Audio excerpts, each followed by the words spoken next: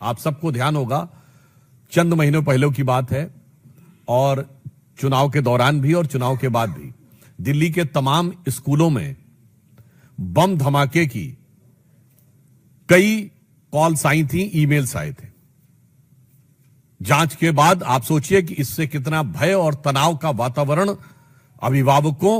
और पूरे दिल्ली की जनता के मध्य उत्पन्न हुआ। यद्यपि बाद में उसमें कुछ भी नहीं पाया गया। फिर जब इस विषय की गहनता से जांच की गई और यह ट्रैक करने का प्रयास किया गया कि ये ईमेल्स कहां से आ रहे हैं, तो बहुत ही आश्चर्यजनक तथ्य प्रकाश में आया कि मूलतः यह ईमेल एक ऐसे व्यक्ति के द्वारा आ रहे थे जो अल्पवयस्क है। इसके बाद जब जांच में उनके लैपटॉप और अन्य फोरेंसिक चीजों की जांच की गई और इस बात की पुष्टि हुई, तो और भी गहरा तथ्य प्रकाश में आया कि उसके परिवार के लोग और उसके अभिभावक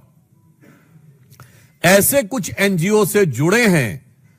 जो कि इस प्रकार की गतिविधियों में पूर्व में संलिप्त रहे हैं, जिन्होंने अफजल गुरु की फांसी का विरोध किया है और ऐसी तमाम गतिविधियां जो कानून व्यवस्था की दृष्टि से राष्ट्र की सुरक्षा के लिए घातक मानी जाती हैं, उन गतिविधियों के समर्थन की बात आई है। अब जो समाचार उपलब्ध हैं, जो जानकारियां उपलब्ध हैं, उससे बहुत गहरा संदेह हो रहा है, क्योंकि हम सभी जानते हैं कि दिल्ली में आम आदमी पार्टी का बहुत गहरा संबंध न सिर्फ तमाम ऐसे अवांछित एनजीओ से रहा है और तमाम ऐसी गतिविधियों से रहा है जो अफजल गुरु की हैंगिंग और देश विरोधी तमाम गतिविधियों में लिप्त रहे हैं। आप सभी को ध्यान होगा कि फरवरी 2015 में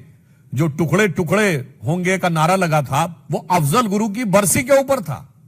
और जिसकी फाइल को महीनों तक आम आदमी पार्टी ने बचा के रखा था। इसलिए अब यह रहस्य गहरा रहा है कि वो एनजीओ कौन है, वो एनजीओ के लोग कौन हैं, उनका आम आदमी पार्टी से कोई संबंध है क्या? क्योंकि यह बात हम ऐसे हवा में नहीं कह रहे। आम आदमी पार्टी की मुख्यमंत्री आतिशी मरलेना जी के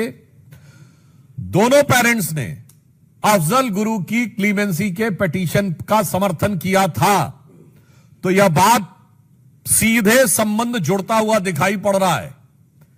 यानी वहां के सर्वोच्च नेतृत्व के साथ, और उस जमाने में याद करिए वो सब लोग, प्रशांत भूषण, शांति भूषण, अन्य ने बहुत सारे लोग थे, आप बड़ी लंबी लिस्ट है, वो सब उस समय आम आदमी पार्टी के सदस्य थे। यानी आम आदमी पार्टी का एक संगठन के रूप में उनके साथ संबंध बहुत साफ दिखाई पड़ रहा था। तो अब ऐसी जानकारी लगती है और यह ऐसा ही गहरा संदेह आता है जो पुष्ट होता हुआ नजर आता है कि क्या इस चीज में आम आदमी पार्टी का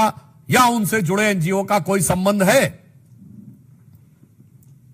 केजरीवाल जी आकर तमाम बार अनाप शनाप बातें, अनर्गल मिथ्या बातें कर जाते हैं। आज उनसे मैं साफ साफ शब्दों में पूछना चाहता हूं कि आम आदमी पार्टी आकर स्पष्ट करे कि ये जो भयानक और खतरनाक तथ्य उभर के सामने आया है, इसके पीछे जो मैकेनिज्म नजर आ रहा है, चूंकि उन लोगों का सीधे वैचारिक साम्य आपसे नजर आ रहा है, तो आपसे उनका क्या संबंध है।